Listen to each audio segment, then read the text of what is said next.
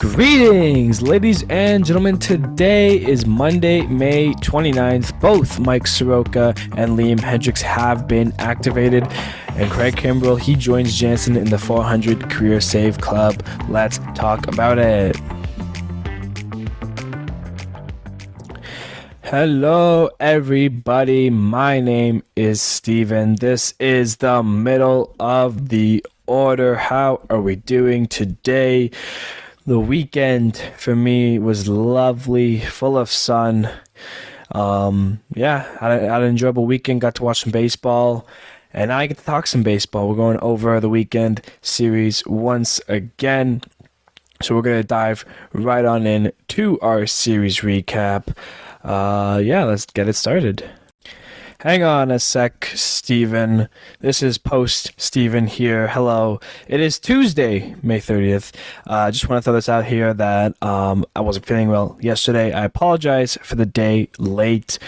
Felt a lot better today. Got to finish everything that I had to do. So, sorry for missing the day. All the stuff in this episode I recorded yesterday. So Mike Soroka, he made his MLB debut. Liam Hendricks came into the game. All of that I won't be talking about. That will all come on the Friday episode. But I just want to throw that out there that all this stuff is technically me talking from yesterday, except for this part here. But sorry about that again for missing the day. I hope to never do that again. We'll dive into the series recap now. Leading us off, we've got a little 2020 World Series rematch between the Dodgers and the Rays, in which the Rays will get the better of thanks to home runs from Yandy Diaz and Jose Siri as they take the opener 9-3. In the second game, Max Muncy, he homers to get the Dodgers' day started, and it would be an extremely close game throughout, but Miguel Vargas, he would homer in the 8th to give the Dodgers a 2-run lead, which would be important as the Rays would get one in the 9th, but not the other, as the Dodgers answer back, winning it 6-5. And in the final game, Chris Taylor and Max Muncy, they both homer for the Dodgers early, but the Rays answer quickly by scoring 6 runs in the second to take the lead. Dodgers would stay close and keep climbing back and would eventually come back with back-to-back home runs from JD Martinez and Chris Taylor to tie the game at 10. The Rays, they would answer with a run in the 7th and take the lead, to which they would hold on to as they win the game and the series 11-10. Padres in New York taking on the Yankees, and the Padres stars, they show up in the Bronx. Juan Soto, Fernando Tatis Jr., they hit the home runs that put the Padres past the Yankees as they take it 5-1. In Game 2, Tatis hits another home run as he continues to entertain the Yankee crowd, but this time the Yankees answer back. DJ LeMahieu gets the game-tying home run that would send us to extras, where IKF would be the hero. A walk-off single, and the Yankees win it 3-2. Game 3 rubber match. 2 first-inning home runs get this one started as Jake Cronenworth sends one out for the Padres, followed by the big bad Aaron Judge to tie it in the first inning for the Yankees. The Yankees would then go to score 7 runs in the 3rd inning. That would lead them to the series win as they take it 10-7.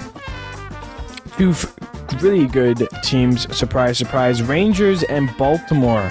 Who would have thought these two teams would be top 3, top 4 in baseball right now? Game 1, Adley Rutschman, he gets things started with a home run in the first, but things would turn quick as the Rangers would hit a couple of home runs, and they would stamp this game with a Corey Seager grand slam. The Rangers take the first game, winning it 12-2. In the second game, Andrew Heaney keeps Baltimore quiet as he shoves for 7 innings, only allowing 1 run on 4 hits. The Rangers, they win another one 5-3. And in Game 3, Baltimore, they would score 2 in the first and hold for most of the game until Texas ties it up in the 8th. However, Baltimore would answer right back with a run on an Austin Hayes single as the Orioles avoid the sweep, beating Texas 3-2. Blue Jays in Minnesota taking on the Twins, and a nice start from Gausman is backed by 2 Blue Jay home runs from Kevin Kiermaier and Bo Bichette as the Jays take the opener, winning it 3-1. Game 2, Willie Castro, he hits 2 home runs in the game alongside Matt Wallner and Eduardo Julian, who both hit 1.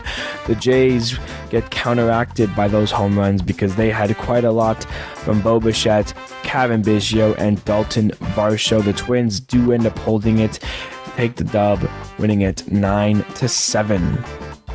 Game 3, Jose Barrios, his start back in his former team stadium. That helps the Blue Jays blank the Twins as Kirk with a 2-run single helps the Jays as they take the series and win the game 3-0. The Nationals and the Royals who can combine for 4 home runs and 22 runs scored. Bobby Witt Jr., he hit homers number 8 and 9 for the Royals on the year. The Nationals score 8 runs in the 6th inning to give them the runs they would need to take the opener as they beat the Royals 12-10. In Game 2, Salvador Perez, he hits home run number 12 on the year to put the Royals up, but the Nationals would score 4 straight, including Corey Dickerson. He collects his 1,000th career hit. Congratulations, Dickerson.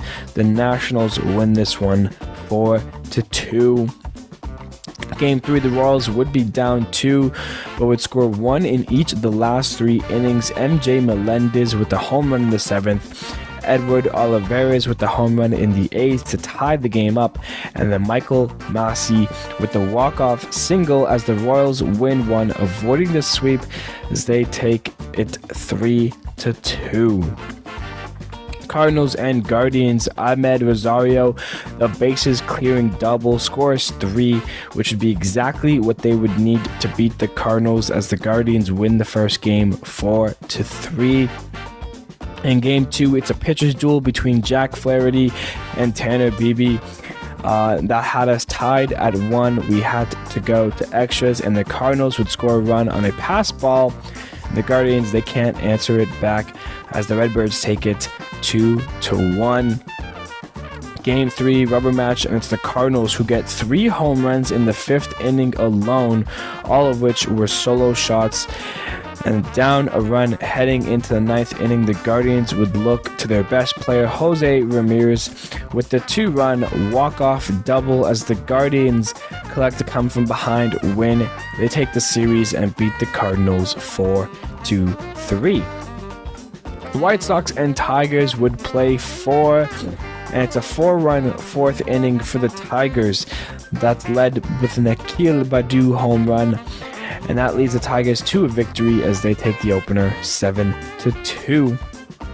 And the White Sox, though, bounce back while scoring 6 in the 9 innings in Game 2 as they cruise by the Tigers for the 12-3 win there. In Game 3, the White Sox would take the lead in the top of the 7th, but the Tigers answer back quick with a Zach McKinstry game-tying home run, which leads to 2 more runs in the inning, followed by 2 more in the 8th, as the Tigers get the 3rd game, winning it 7-3. Game 4, it's Akil Baddoo again hitting a grand slam to put the Tigers up. The White Sox would answer late with a 4-run 7th, and then the Tigers would then tie it up in the bottom of the 9th to send it to extras, where it would be Eric Haas with the game-winning sac fly. It's a walk-off for the Tigers as they take 3 of 4 from the White Sox, winning it 6-5. The Pirates and the Mariners, Andrew McCutcheon, he hit a leadoff home run to start this series off, but it's Julio who answers right back with a solo shot of his own to tie the game. But the Buccos, they would hit many more home runs, including Carlos Santana, Jack Sawinski twice, Ke'Bryan Hayes, and Brian Reynolds as the Pirates take the first game against the Mariners, winning it 11-6. Game 2, the Mariners, they'll score 3 in the first and are backed by Luis Castillo, who strikes out 10 as he and the other Mariner pitchers blank the Pirates as they take it 5-0. Game 3, Julio again and Cal Raleigh homer for the Mariners to have them up, but the Pirates would tie it in the 8th, which sets up Eugenio Suarez to hit a 3-run walk-off home run in extras as the Mariners win it to take the series 6-3. A lot of walk-offs on Sunday. Astros and the A's. The Astros score 4 in the 3rd and are backed by Hunter Brown, who just keeps getting better and better as he sets another career high in strikeouts with 10, as the Astros win the opener, taking it 5-2. In Game 2, Jeremy Pena, he starts things off with a 2-run home run to have the Stros up early, and they would only add on from there as they take another game 6-3. And in Game 3, things for Oakland go from ugly to uglier as they allow 7 home runs against the Astros. Yordan Alvarez hitting 2, Jose Altuve and Jose Abreu both getting their first home runs of the year. Others include Jeremy Pena, Chas McCormick, and Jake Mayers. The Astros sweep the A's, winning it 10-1.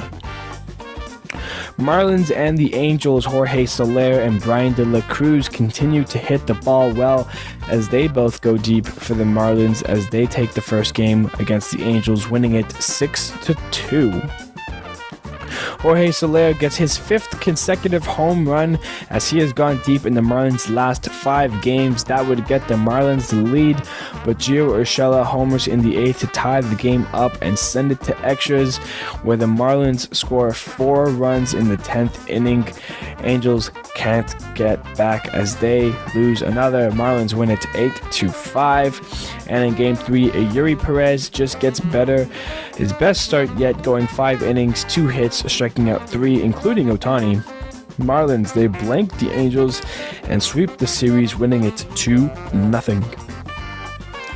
Phillies and Braves, a little NL East division rivalry. They will play 4, and the Stars were out in Atlanta hitting bombs to start the 4th-game set. Bryce Harper and Alec Bohm go deep for the Phillies. Austin Riley, he crushes 2 home runs for the Braves, as that would help lead them to a victory as the Braves win it 8-5. Game 2, Brandon Marsh with a single that scores 2 runs that gives the Phillies the lead, which they would hold on to thanks to Kimbrel, who records his 400th career save, and he did it in the park where he started his career. The Phillies win it and take it 6-4. Game 2, Zach Wheeler shoves against the Braves, striking out 12 in 8 innings of work, as the Phillies' 2 runs were enough to take them as they get another W, 2-1. Game 4, Spencer Strider delivers 6 innings, striking out 9. That would make him the fastest pitcher ever in baseball to record 100 strikeouts in a season. The fastest ever to get to that mark already. The Braves, they go to town, including back-to-back home runs from Matt Olson and Austin Riley in the first. For Matt Olson, he would get another home run later in the game. The Braves win it and they split the 4-game set, with Philly taking it 11-4. The Reds and the Cubs are set to play 3. The Reds, they take a combined no-hitter into the 8th inning before the Cubs get their first hit. Hunter Green with 6 scoreless, striking out 11 as the Reds take it 9-0. In Game 2, it's Jonathan India with one hell of a game, 5 RBIs, 2 home runs. The Reds win another one, 8-5. And in Game 3, Patrick Wisdom, he gets 2 home runs for the Cubs, but that still wouldn't be enough to defeat the Reds as they go on to sweep the Cubs as they continue to slip and lose games. The Reds win all 3, taking that one 8-5. The Giants and the Brewers, they're playing off for 4. And it starts with a big game from Michael Conforto, who went 4 for 4 with a home run, while the Giants pitchers hold the Brewers to only 4 hits and shut them out as they take the first game 5-0. The Giants crushed 3 home runs and score 7 runs in the 3rd inning, and that sparked the Giants offense as they win another one, 15-1. Game 3, it's tied at 1 late in the 8th inning, and it's Mitch Haniger again with the go-ahead 2-run shot for the Giants as they take another game 3-1. And in the final 4th game, the Brewers finally get things rolling, scoring 7 runs in the first 2 innings, which would be what they would need to win a game and salvage the series as they lose 3 of 4 to the Giants, but win the last game 7-5. The Mets and the Rockies. Lindor, 2-run home run early, has the Mets up. Despite Ryan McMahon and Charlie Blackmon going deep for the Rockies, Lindor would continue and contribute more as he gets 4 RBIs in the game. The Mets take it 5-2. In Game 2, the Rockies would score 6 runs before the Mets even get there first, but they would eventually get it, and it would be a Pete Alonso home run for his 20th of the year, the first to reach 20. The Mets, they start the comeback, scoring 7 straight runs, including Francisco Alvarez with the 3-run home run to tie it, followed by a Starling Marte single to give them the lead, but the Rockies wouldn't let that hold up as Ryan McMahon launches a 2-run home run to give them the lead as they would go on to win this one. The Rockies take it 10-7. Game 3, Francisco Alvarez hits another 3-run home run, as well as Lindor, who goes deep again, but this series was all about Ryan McMahon as he homers in all 3 games. He notches 5 RBIs in the last game, and the Rockies win it, taking 2 of 3 versus the Mets, winning it 11-10.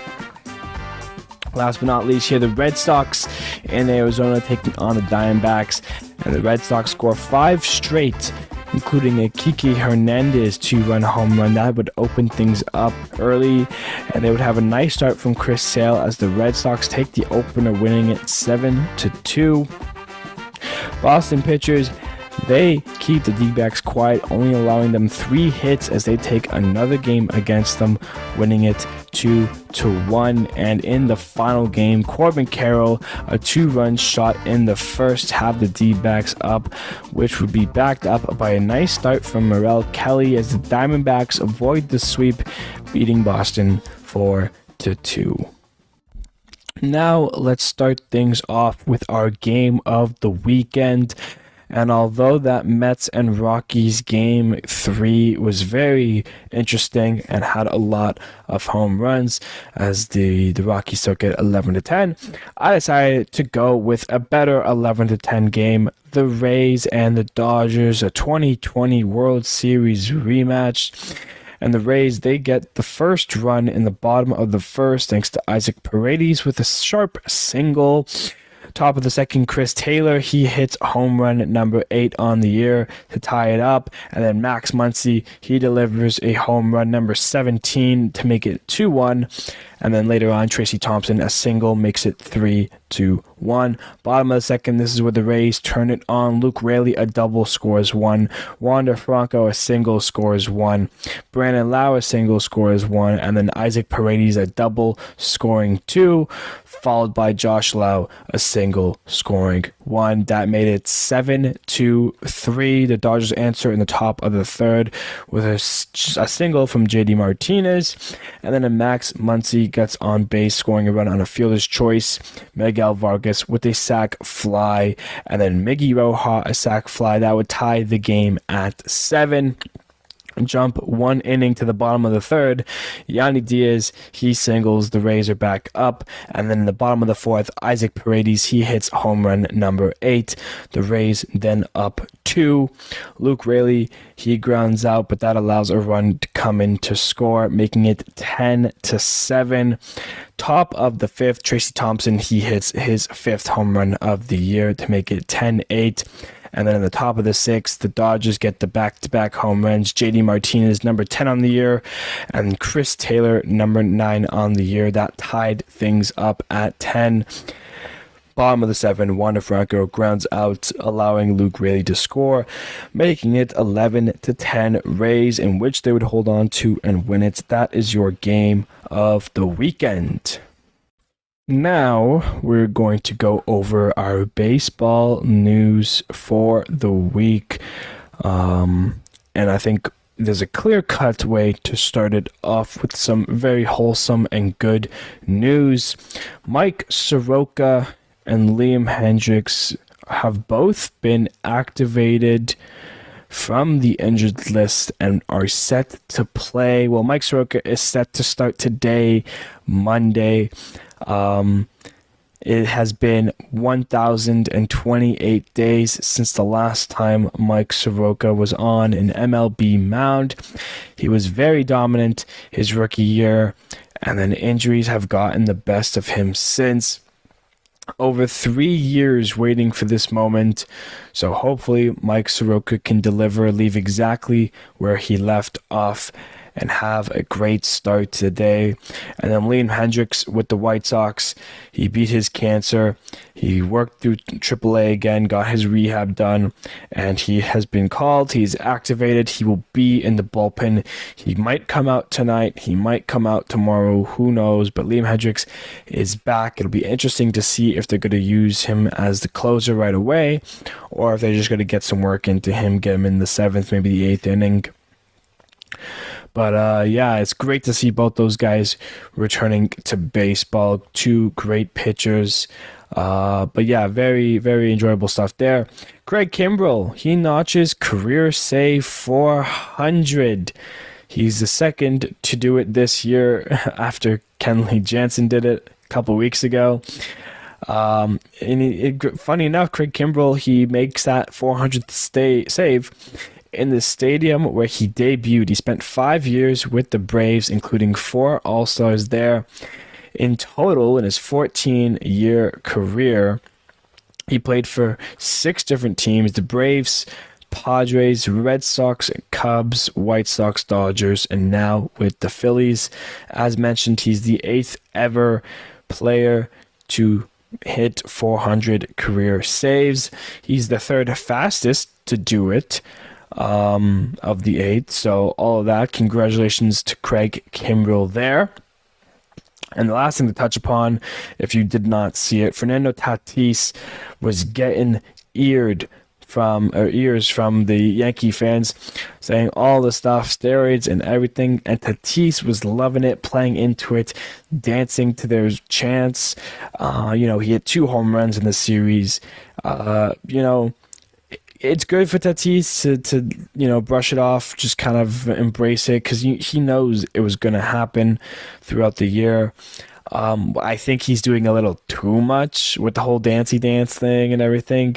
I definitely would watch some of the videos if you have not of Tatis, kind of just playing around with the Yankee fans. But he's been, it isn't like he's been bad this year. He's been playing to the level of that we all expected him to be. And, not that he has the right to, but I think it's good that he can kind of just dance and brush it off and like not let it affect him. I think that's really great for Tatis, but I do think he's doing just slightly too much. But that's just my opinion. Maybe you'll have a different one there. But that is our baseball news for the weekend. Mike Soroka, Liam Hendricks, very excited. Moving right along now, we've got our outstanding performances, and we've got quite the list. Starting it off, Hunter Green, 6 innings pitched, no hits, no runs, 2 walks, 11 Ks, 6 no-hit innings. Great stuff from Hunter there. Joe Musgrove with the Padres, 6 1/3 innings pitched, 6 hits, 1 earned run, no walks, and 6 Ks there. John Gray with the Rangers, 7 innings pitched, 4 hits, 1 earned run, 1 walk, and 8 Ks. Max Scherzer, 7 innings pitched, 6 hits, 1 earned run, no walks, and 8 Ks there. We mentioned Hunter Brown, who keeps getting better and better. 7 innings pitched, 4 hits, 2 runs, 1 walk, and 10 Ks. Luis Castillo with the Mariners, 6 innings pitched, 1 hit, no runs, 1 walk, and 12 Ks. Mackenzie Gore with the Nationals, one of his best starts. 7 innings pitched, 3 hits, 1 run, 11 Ks there. Zach Wheeler, 8 innings pitched, 3 hits, no runs, 1 walk, and 12 Ks. Merrill Kelly with the Diamondbacks, 6 and a third innings pitched, 4 hits, 1 run, 2 walks, and 10 Ks. And last but not least, of course, Spencer Strider. We mentioned him being the fastest MLB player ever to hit 100 strikeouts in the season. He had a nice one, 6 innings pitched, 2 hits, 2 runs, 1 walk, and 9 Ks. Those are your outstanding performances. And now we've got our injury updates. Like I said, I think last week, it's kind of hard for me to get everything, so I do my best here. As mentioned, Mike Soroka and Liam Hendricks were both activated. Some other big names, Eloy Jimenez, he's back for the White Sox and healthy. And then the Twins, top prospect ones ago, Royce Lewis, he had that torn ACL back, and he's been activated. He's healthy, and he will be with the MLB team. So good for Royce Lewis. Hopefully he can find some success. In terms of injuries, we mentioned Dustin May, a little update on that. He will not return until after the All-Star break, so a tough loss for the Dodgers, and even tougher for Dustin May, who, he had fought back from Tommy John, made a couple starts, and now he's back on there. And he's electric when he's on the mound. He's got some of the nastiest stuff, including that 100-mile-an-hour sinker. So yeah, it's the stuff there. Lance McCullers Jr. with the 15-day IL. Pete Fairbanks, the Rays reliever, he's on the 15-day with a left hip inflammation there. And Theo Estrada with the Giants, he's got that wrist sprain that will put him on the 10-day IL there. But yeah, there's your little injury update. More good than bad. A lot of guys coming back now, so it's really exciting there. Now, moving along, our standings check. Starting it off, AL East, the Rays still sit atop the Baltimore Orioles. They're 4 games above them with a record of 39-17. They're 1 win away from being the first team with 40.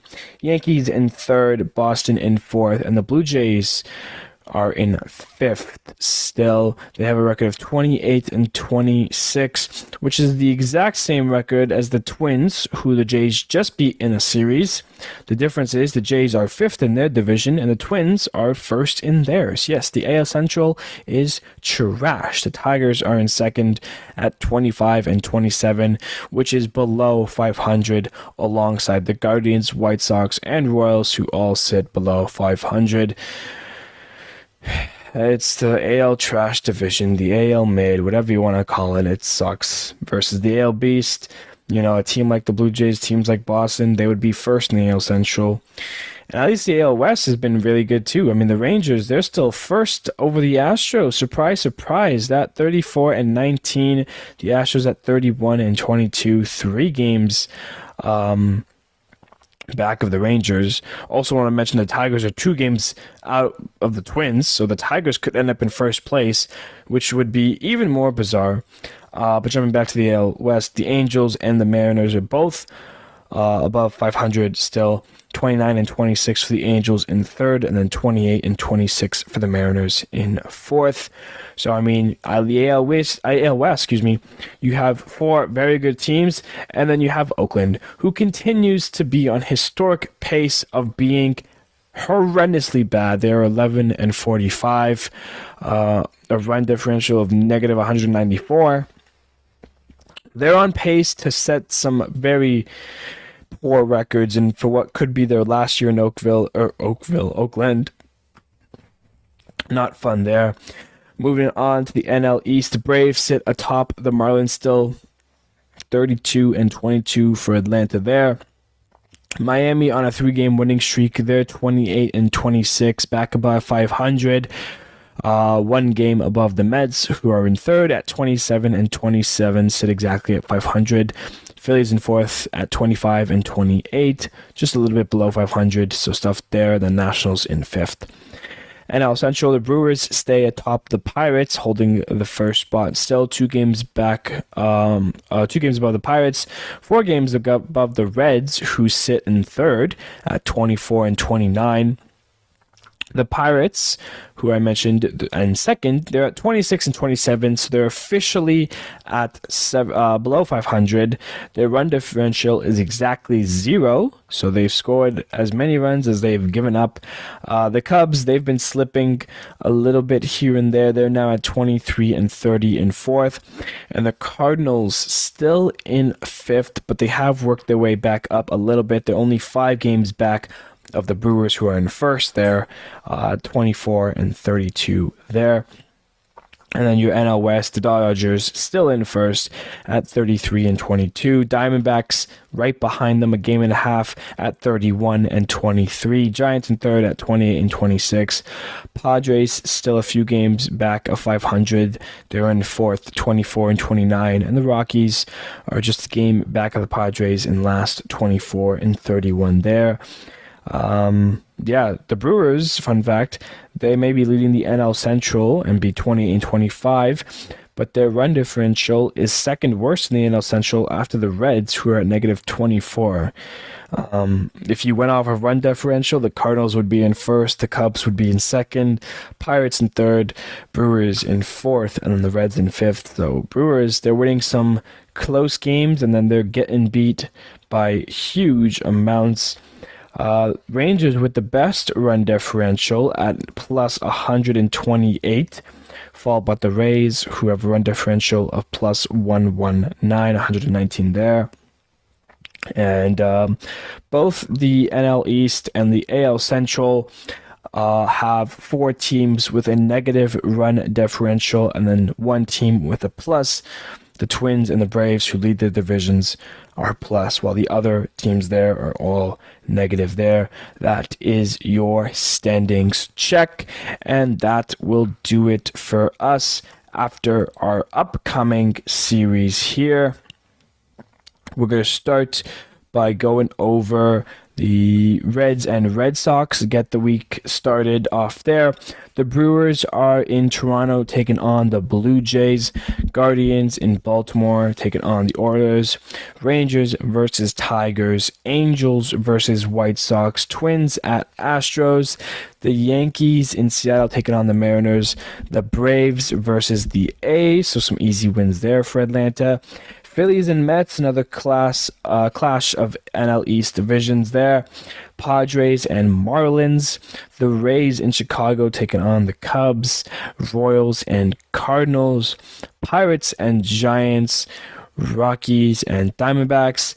And lastly, the Nationals and the Dodgers. That is going to do it for us today on this Monday episode. If you liked what you hear and you stuck around for it, feel free to subscribe. If you're on YouTube, follow. If you're on the podcast apps, Spotify and Apple Podcasts, it helps me out a ton. It means that you like what I'm doing here as I continue to grow somewhat of a community here. Thank you all very much.